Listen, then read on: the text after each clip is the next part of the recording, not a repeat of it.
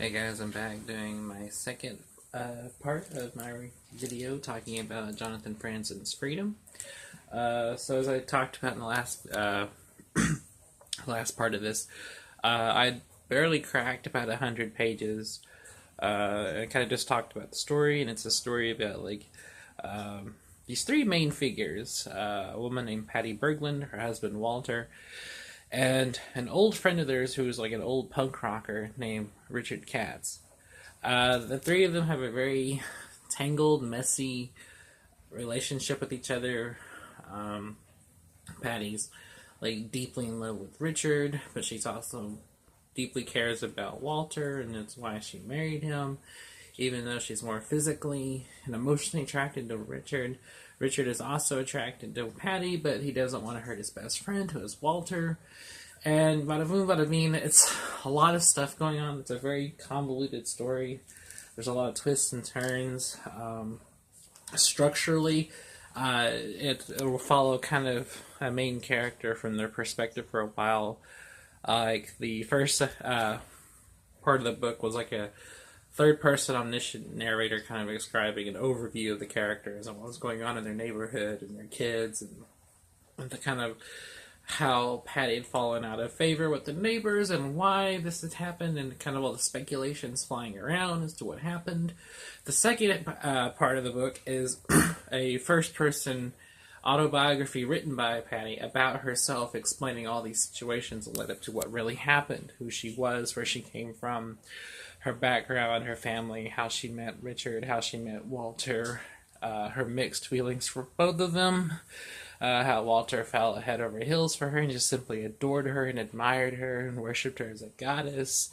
Richard being a very kind of a almost a misanthropic kind of like he's a complicated character. Richard's my favorite character because he stands up for his principles. He has kind of his own code of ethics he lives by. He is an ethical person, but he's also very flawed. He's very disrespectful of women, but at the same time, it doesn't come from a place of misogyny, just as an irritation for women's bullshit in general. Richard's an interesting character. He's an artist, he's an asshole, he's aware he's an asshole, he doesn't care he's an asshole.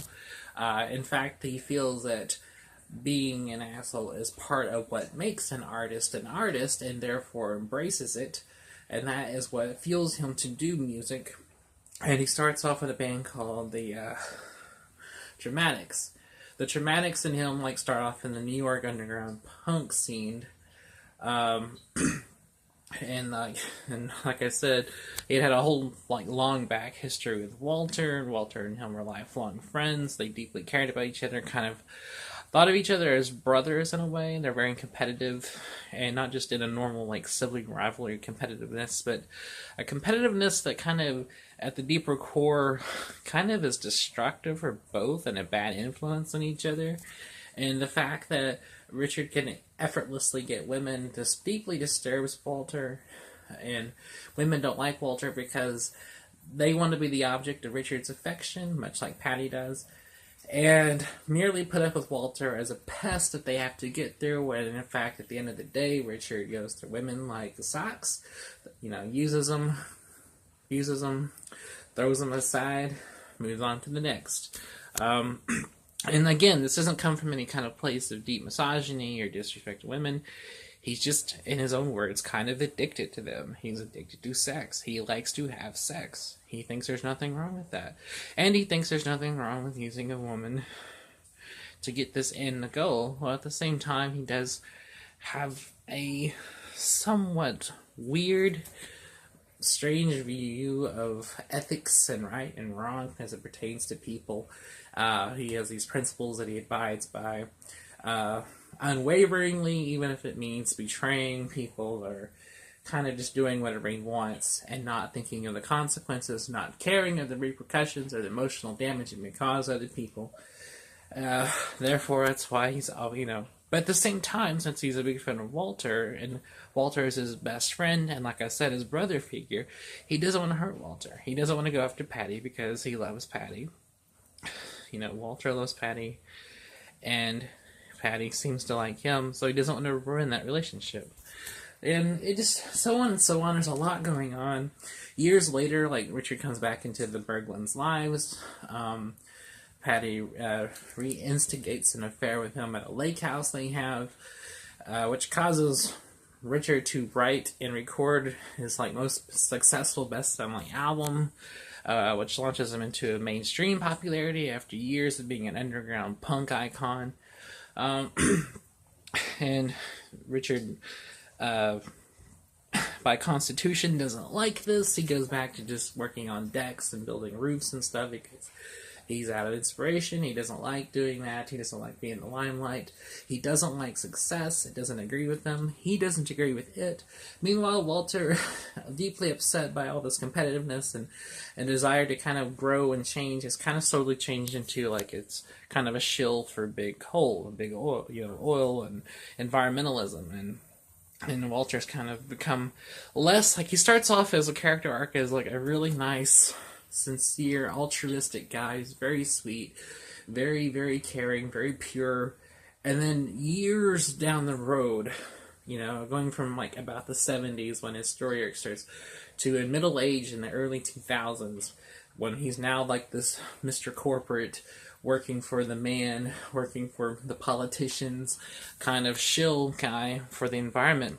He deeply cares about the environment, and he always has. In fact, when Patty, Walter, and Richard are all in college, Walter is known for these long tangents about the environment and how we should protect it, and long diatribes about overpopulation and things like that.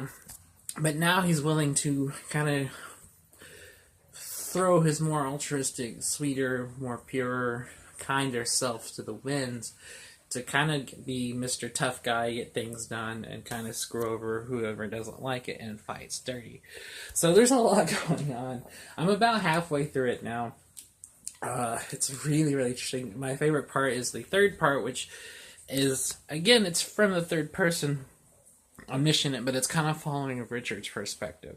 It's kind of following Richard's kind of point of view during this period right after, in middle age, when he hooks back up with Patty and leaves, records his famous album, goes broke, does a lot of drugs, has lost this woman that he was dating to her killing herself, and kind of this downward spiral of depression he's in, and being cornered by Walter saying like, hey, come be a shill for me for the environmental protection thing. Which there's a lot of environmental stuff in that particular part that's very boring that I don't care about. And honestly, it's the only thing in the book so far I don't like. It's just Walter going on and on and on about this bird preservation society that he wants to set up, and how like there's this one species of bird that he's trying to get all these millionaires to fund to like have a protective park for them, and it's just boring. And the only part that makes it interesting is just kind of Richard's blithe observations about like the young woman that Walter is with, basically coming out and saying things like, I like the way you talk, I like your ass, like your tits, that kind of thing. He's very forthright, and that's what I love about Richard. So Richard's my favorite character, but these are all realistic characters. They're all likable characters, but they're realistic characters. And they're very relatable. Even the ones that aren't likable, all of them are relatable. And they're all just, in their own way, very shitty characters. But they're also flawed, and they're also human, and they're also relatable. And that's what Franzen'S succeed at very well, is showing the humanity and the realism and the relatability of characters. These are all characters that could very well be real people. They could very well be us. And that's what I love most about Franzen. He writes very interesting, compelling stories full of twists and turns about very interesting, flawed, and complicated people and very complicated situations and relationships. So basically, that's what freedom, when you narrow it down, is about the complicated feelings we all have for each other, and the complicated feelings of family and relationships, and the gray lines between friendship and betrayal and love and sex and desire and all these normal things we all battle. So that's part 2. Join me next time in part 3. Thanks for watching. I appreciate it. I don't know when the next video will be up, but I'll try to have it up soon. I might even have Freedom done by tomorrow. We'll see how it goes. Halfway through it, here I'm going to the end. So thanks for watching. If you like what I do, subscribe. Please like. Tell your friends. And if you like book-related content, subscribe to my channel. So, till then, I will see you guys later. Bye.